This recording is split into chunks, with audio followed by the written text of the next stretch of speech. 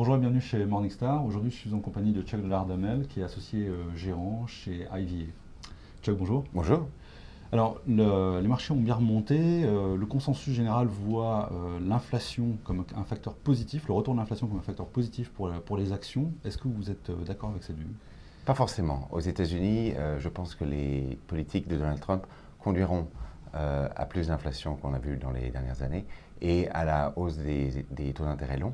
Et étant donné le niveau élevé des PE et des évaluations des actions en règle générale, des taux d'intérêt longs qui montent ne peuvent pas être positifs pour le marché action. D'accord. Et en Europe, vous pensez que ça peut être une dynamique plus positive? En Europe, ça peut être une dynamique plus positive parce que l'Europe est plus sujette à déflation. Néanmoins, la hausse des taux d'intérêt longs dans le monde, combinée à ces niveaux d'évaluation très élevés, veulent dire que nous sommes positionnés de façon très défensive. D'accord. Ça veut dire que vous attendez toujours à une répétition un petit peu en 2017 comme en 2016, c'est-à-dire un retour de la volatilité qui va rester encore élevée? La volatilité cette année 2017 risque d'être très élevée à cause de l'incertitude qui règne sur les politiques économiques de Donald Trump et des attaques envers certaines industries, non seulement les pharmaceutiques, mais aussi cette idée du border tax, qui est une sorte de mesure protectionniste qui va toucher différents secteurs de l'activité de façon très différente d'une société à l'autre. D'accord. Donc vous voyez plutôt les côtés en fait négatifs que tout le monde ne regarde pas trop en ce moment de la politique de Trump, qui se focalise beaucoup plus sur l'aspect positif.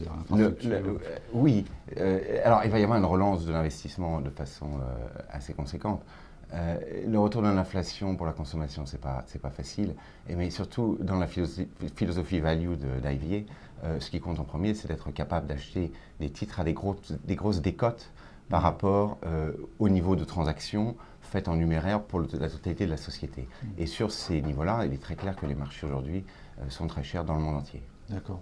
En termes de positionnement, justement, vous avez toujours une très grosse part de cash et de titres orifères, enfin de valeur gold. Oui.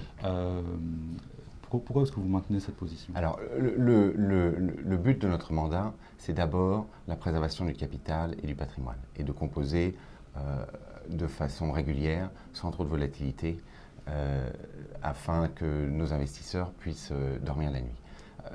Les titres orifères, nous n'avons pas de titres miniers en tant que tels, mais nous avons effectivement une position en or assez conséquente, qui sont des lingots d'or, et qui en règle générale protègent bien lors de marchés actions difficiles.